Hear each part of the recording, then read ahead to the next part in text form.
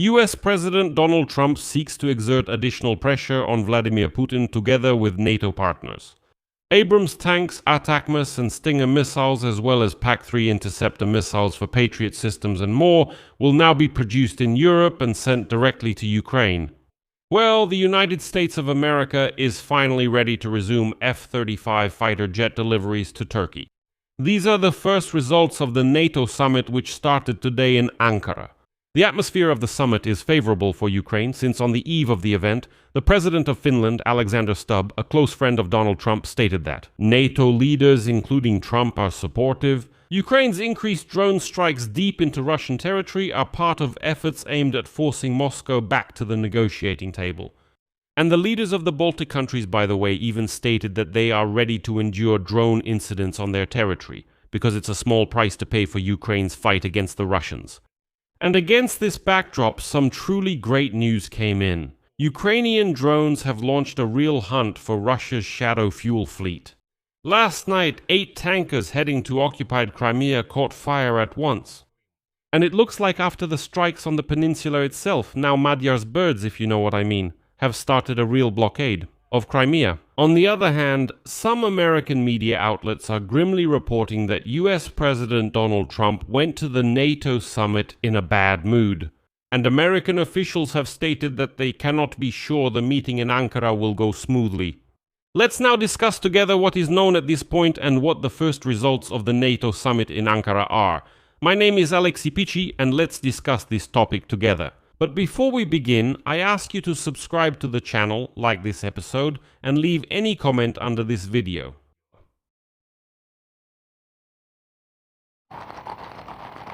Bye! Subscribe!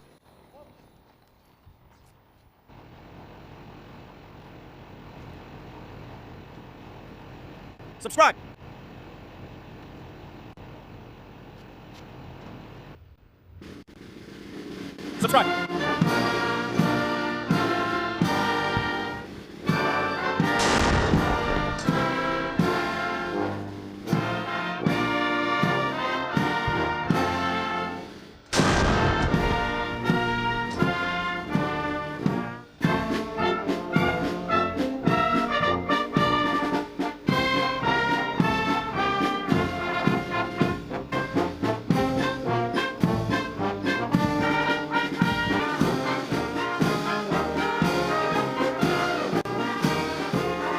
Subscribe! Subscribe. Let's start from the very beginning, specifically with the schedule of this NATO summit. Today, a defense industry forum is planned.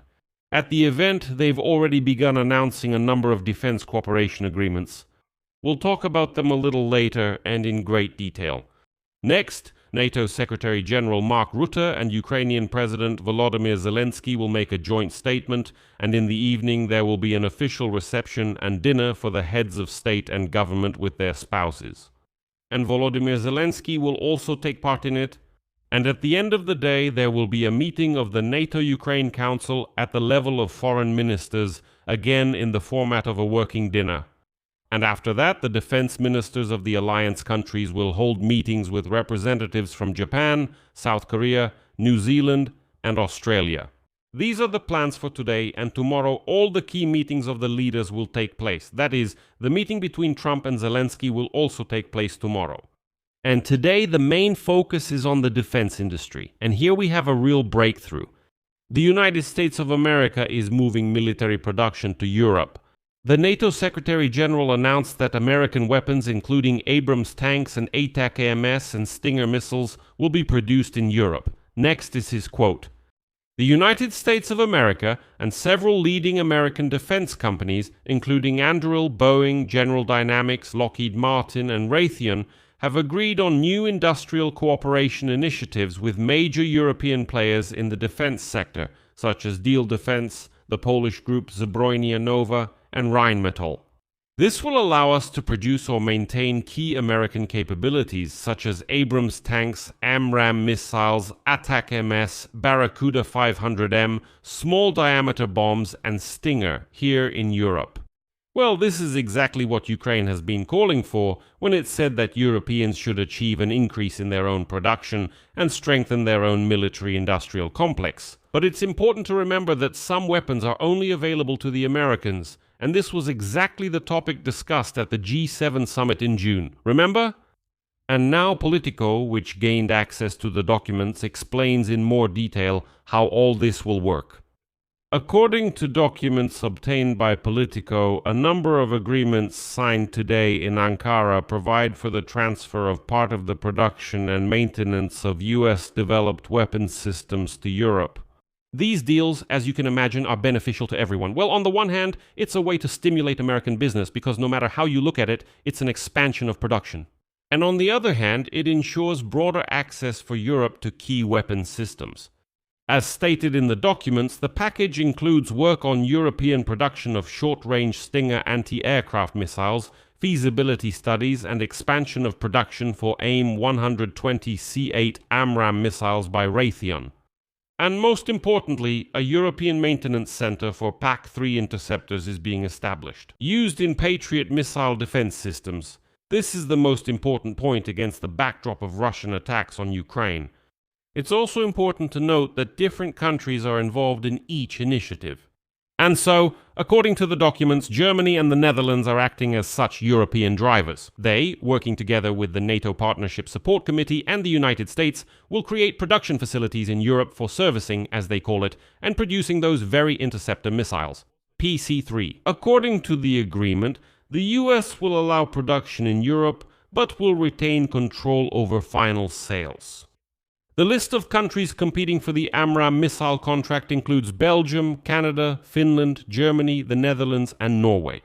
At the same time, another country is under consideration. And this is where insiders hint at Ukraine, but they admit that this will probably never be announced publicly. When will they say directly that yes, Ukraine has received the license and is starting to produce American missiles right there? The point is that only European companies will publicly receive licenses to produce American weapons, and then they can quietly set up joint production of weapons in cooperation with Ukrainian companies. Germany, the Netherlands, Poland, Sweden, and the US will sign a statement with Lockheed Martin to create a European PAC-3 missile maintenance center. Another initiative involves the production of tactical ATACMS systems, jointly with Lockheed Martin and Rheinmetall.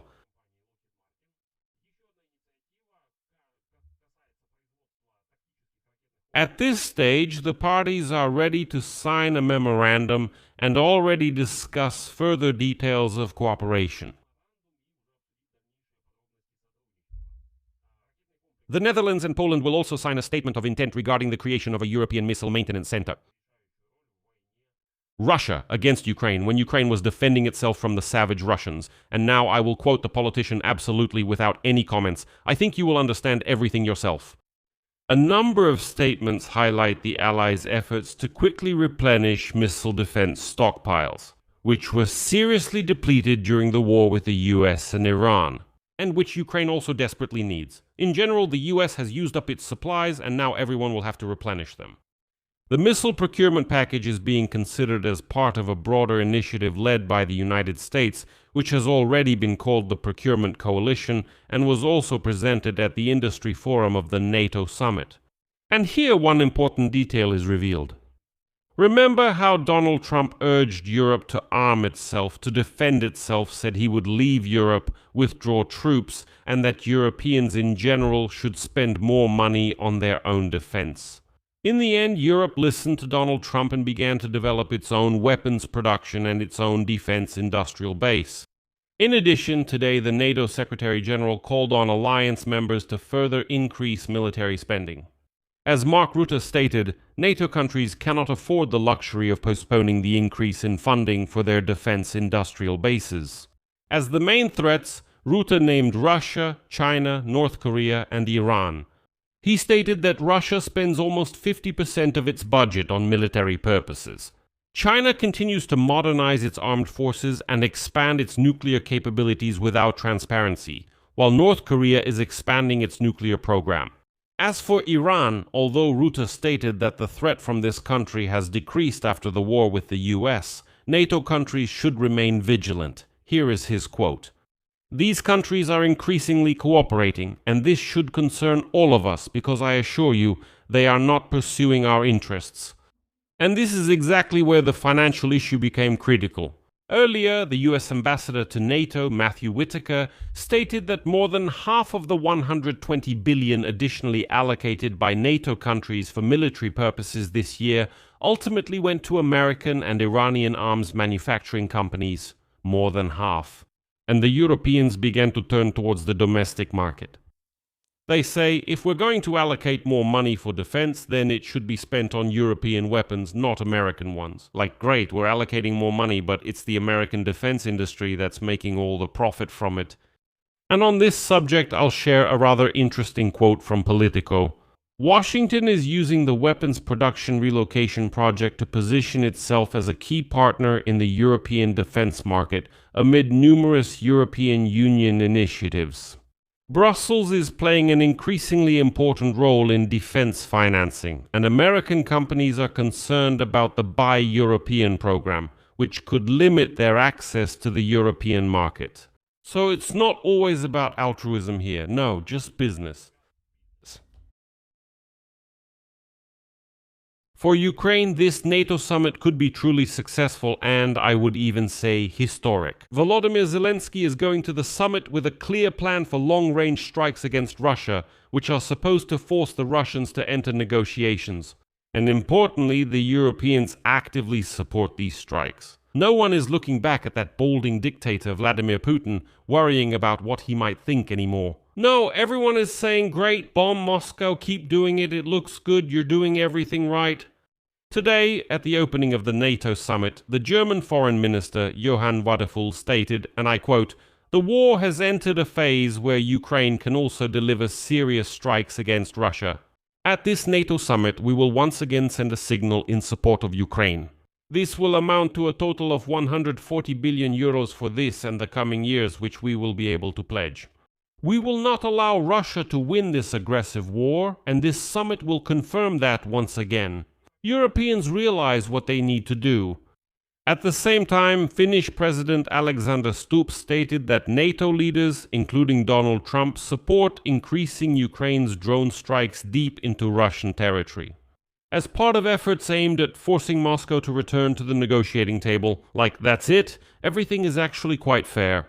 If Putin doesn't want reasonable negotiations, it's necessary to bomb those Russians' heads so that they somehow start influencing their dictator, and so that he finally sits down at the negotiating table again.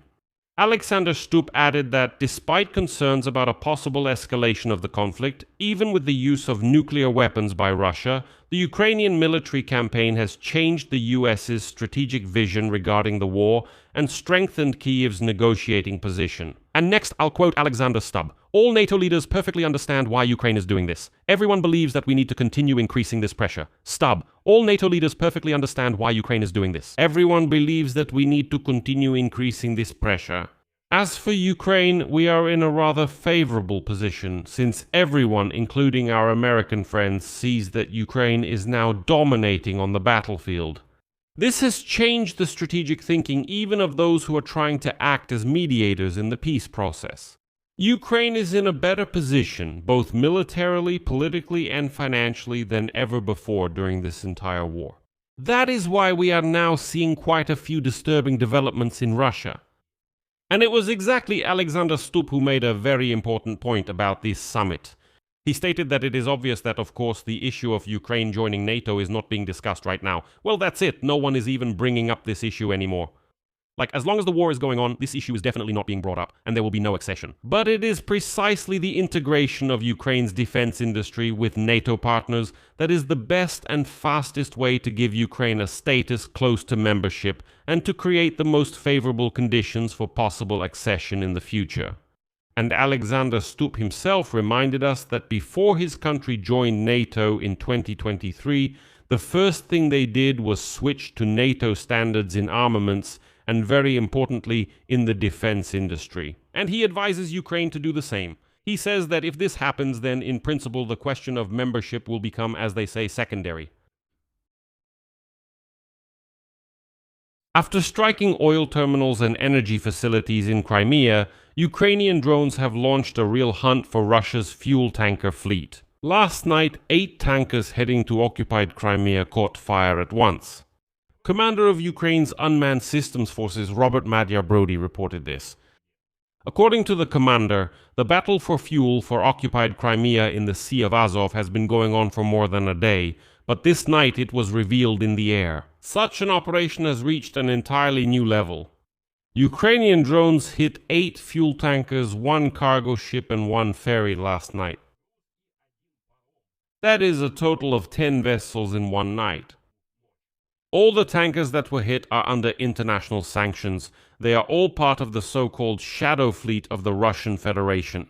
Therefore, they are quite legitimate military targets. These are vessels with a load of about 7 tons. That's tons of fuel and about 100 to 140 meters in length, built between 2006 and 2012.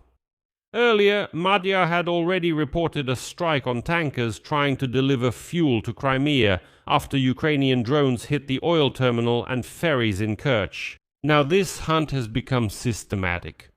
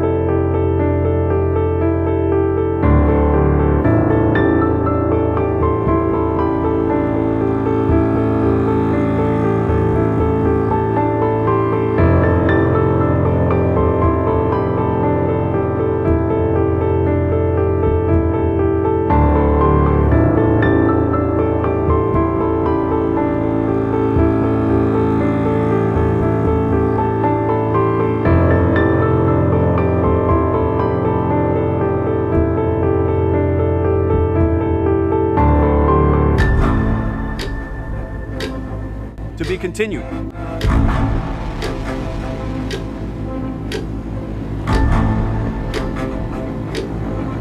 Subtitle editors M. Loseva, Egorova, Boykova.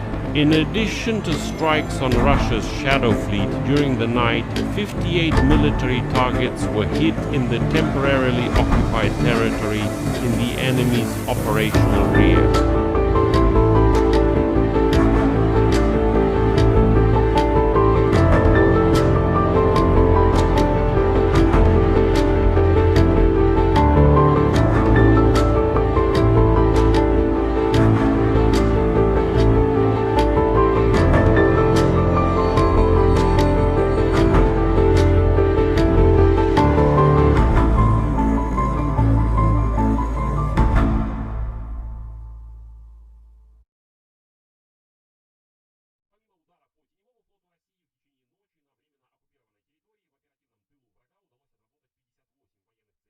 The energy sector of the occupied peninsula was also hit. In particular, electricity supply facilities and logistics hubs in Crimea were also struck. Details about all the consequences of this attack are still being clarified, but even at this moment, it is already obvious that they are quite significant. And I will end this segment with a quote from that very same Madjar. Quote, "We will stand firm. Moscow will fall. We will feed and rebuild Crimea." I'll leave it at that. Share your opinions and conclusions in the comments below this episode. Subscribe to the channel, hit the bell, and don't forget to like. That's all for now. Take care. Goodbye, everyone.